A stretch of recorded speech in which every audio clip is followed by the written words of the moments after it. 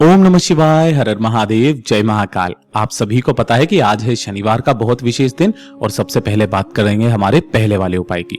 पहले वाले उपाय में पूज्य गुरुजी ने कहा था कि कड़वे तेल का एक शिव दीपक आपको जलाना है। सबसे पहले तो मैं आप सभी लोगों को बता दूं कि जो कड़वा तेल होता है ना, वो कोई और तेल नहीं होता। जो आपके घरों में सरसों का तेल है उसे ही कड़वा तेल कहा जाता है, ध्यान रखना।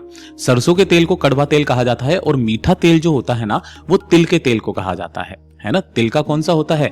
मीठा, और सरसों का होता है कौन सा? कड़वा तेल। ठीक है, अब तो आपको पता चल गया होगा। गुरुदेव ने जब इस वाले उपाय को बताया तब कहा था कि अगर आपके घर में किसी भी तरीके का कोई संकट आ रखा है, आपके कार्यों में अपने आप ही कोई ना कोई रुकावट सी आने लगती है या कार्य बनते नहीं है, चाहे वो आपके पति के या बेटों के या किसी के भी कार्यों में बाधाएं उत्पन्न हो रही हो, मेहनत बहुत करते हैं लेकिन उस मेहनत का फल आपको नहीं मिलता हो, घर में बिल्कुल भी सुख ना हो, कोई ना कोई टेंशन हमेशा घर में बनी हुई ही रहती है। और साथ ही साथ गुरुदेव ने कहा कि अगर कोई भी व्यक्ति विशेष आपके घर में किसी चीज के लिए बहुत मेहनत कर रहा है और उसे उसकी मेहनत का फल मिल जाए तो इस वाले उपाय को शनिवार की रात्रि करना बिल्कुल भी मत भूलना। गुरुदेव ने एक आटे के दीपक के बारे में बताया कि इस वाले उपाय में आपको मिट्टी का नहीं, आटे का दीपक लेना है। और आटे का दीपक, जो भी आपके घर में गेहूं का आटा है तो गेहूं का आटा ले लीजिए, या फिर आपके पास में जौ का आटा है, जौ का आटा ले लीजिए। इसी दीपक के अंदर आपको 2 गोल बाती लगानी है। ध्यान रखना, दोनों ही बाती गोल बाती होनी चाहिए। पहली ये रही, दूसरी ये रही, और इसके अंदर आपको भरना है कड़वा तेल। इस तरीके से सरसों का तेल पूरा का पूरा इसके अंदर भर दें। ठीक है, तो पहला तो काम आप ये करेंगे। दूसरा काम आप क्या करेंगे, साथ ही साथ आपको क्या लेनी है, इस तरीके से एक लौंग का जोड़ा लेना। जब भी मैं आपको जोड़ा बोलूं तो समझना कि आपको 2 लौंग लेनी है। ठीक है ना, कितनी? 2 लौंग लेनी है, ऐसी लौंग जिसके ऊपर का फूल भी होना चाहिए। और साथ ही साथ 1 चुटकी काले तिल भी आपको ले लेने हैं। ठीक है ना, काले तिल। अब ये जो काले तिल और 1 लौंग का जोड़ा लिया है, इसे अपने दाहिने हाथ के ऊपर रखना। ठीक है, ये जैसे कि 1 लौंग आपने ये ली है और साथ ही साथ मतलब 1 लौंग का जोड़ा और ये कुछ काले तिल आपने लिए हैं। साथ ही साथ आपने जो एक दीपक बनाया है ना, उस दीपक को इसके हाथ के ऊपर इस तरीके से रखना। किस तरीके से? प्रज्वलित करके, जला करके, है ना। दोनों की दोनों बातियों को जला लेना जिसके अंदर आपने सरसों का तेल भरा हुआ है। ठीक, अब इसे लेकर के आपके घर का जितने भी रूम्स हैं, उन सभी रूम्स में ध्यान रखना, जितने भी कमरे हैं, किचन है, उन सभी रूम में आपको इसे घूम जाना है, बाथरूम और शौचालय को छोड़ करके।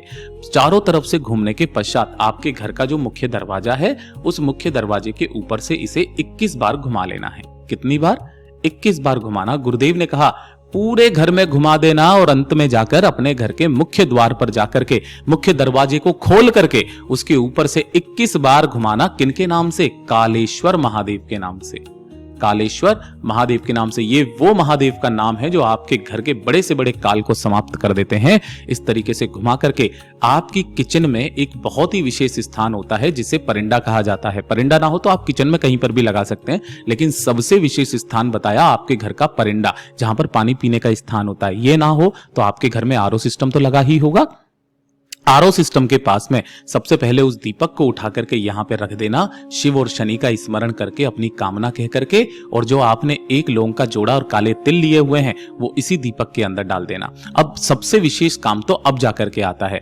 यहां पर इस दीपक को लगाने से क्या होता है कि अगर किसी भी तरीके की परेशानी शनि महाराज के कारण हो रही है तो वो तो समाप्त होती है।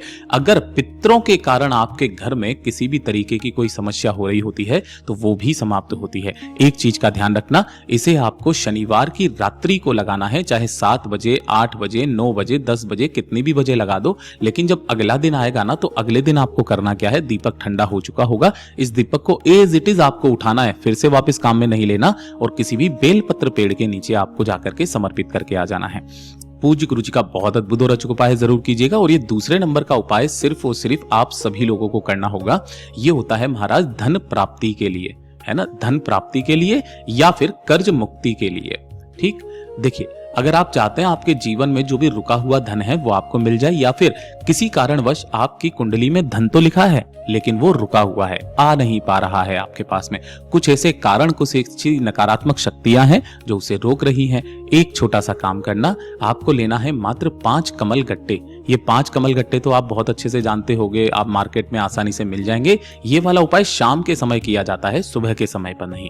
देखिए, जो उपाय जब किया जाता है मैं उसी समय का बताऊंगा। आपकी सहूलियत के हिसाब से ऐसा नहीं होगा कि आप ये चीज समझे, अरे यार ये तो बहुत कठिन उपाय बताते हैं, हम तो वही उपाय बताएंगे कि चाहे व्रत तोड़ लेना, ये 2 चीजें खा लेना, आपके पास छप्पर फाड़ के धन की वर्षा होगी, या फिर आप ये 3 वृक्ष छू करके आ जाना, धन की वर्षा होगी। अरे भाई ऐसा नहीं है। गुरुदेव के उपाय आपने भी सुने हैं ना, इस तरीके के उपाय कभी उन्होंने बताए ही नहीं है। करना क्या है, 5 कमल गट्टे, एक बेलपत्र आपको लेना है जो कहीं से भी खंडित कटा फिटा ना हो, नहीं मिलता है महादेव की शिवलिंग से उठा लेना, धोकर के काम में ले लेना, और इसी के साथ में मात्र 1 लौंग का जोड़ा। ठीक। सबसे महत्वपूर्ण चीज, 1 लोटा शुद्ध जल अपने घर का लेना है, तांबे के कलश में।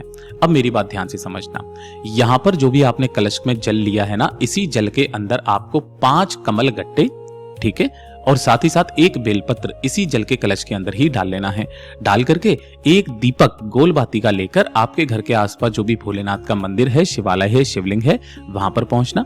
यहां पर जैसे ही आप पहुंचोगे, शिवालय की चौखट पर आपको सबसे पहले जो 1 दीपक लेकर के आए हो, उस 1 दीपक को अपनी कामना कह करके यहाँ दाहिनी ओर में प्रज्वलित कर देना, जला देना। और फिर उसके पश्चात आपको मंदिर के अंदर जाना है।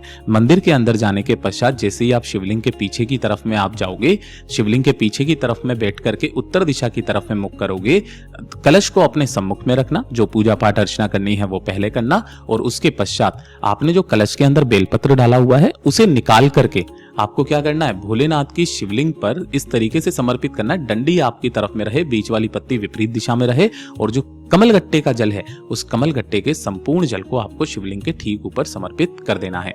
सारे के सारे कमलगट्टे निकल करके महादेव की शिवलिंग पर इधर उधर समर्पित हो जाएंगे, इधर उधर गिर जाएंगे। उसमें से सिर्फ 1 कमलगट्टा अपनी कामना कह करके उठा करके लेकर के और अपने घर के मंदिर में उसे रख दीजिएगा। बस रख दीजिएगा।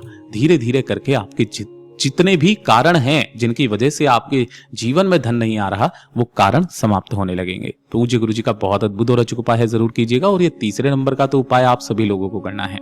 देखिए, अगर आपके परिवार में कोई भी व्यक्ति विशेष है, इस वाले उपाय को आप अपने घर पर भी कर सकते हैं। कोई व्यक्ति विशेष इस तरीके से है कि वो बहुत ज्यादा परेशान रहता है, बहुत ज्यादा चिंतित रहता है, कोई ना कोई समस्या उसके जीवन में हमेशा बनी हुई रहती है। हम लोग नहीं कहते कि हमारे परिवार में कोई एक ऐसा सदस्य है यार, उसके घर की या उसके जीवन की समस्याएं समाप्त नहीं होती है, तो उस व्यक्ति से सिर्फ एक काम करने की बोलो, घर पे जो शिवलिंग है उसी शिवलिंग के ऊपर मात्र 1 बेलपत्र समर्पित करके उसी बेलपत्र के ऊपर 1 लोटा शुद्ध जल समर्पित करना स्टार्ट कर दे। कितनी बजे?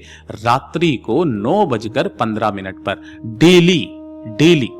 गुरुदेव ने कहा 21 दिन का ये वो अचूक उपाय है जो व्यक्ति डेली इस उपाय को कर लेता है महाराज, इसके जल जो भी नीचे गिरता है उस जल को अपने दाहिने हाथ की हथेली में लेकर उसका आचमन करना स्टार्ट कर देता है महाराज, उसका जीवन सुधरने लग जाता है। पूज्य गुरु जी के ये सभी उपाय बहुत ही ज्यादा खास और अद्भुत है, जरूर कीजिएगा। वीडियो पसंद आए तो लाइक करना, चैनल को सब्सक्राइब जरूर कीजिएगा।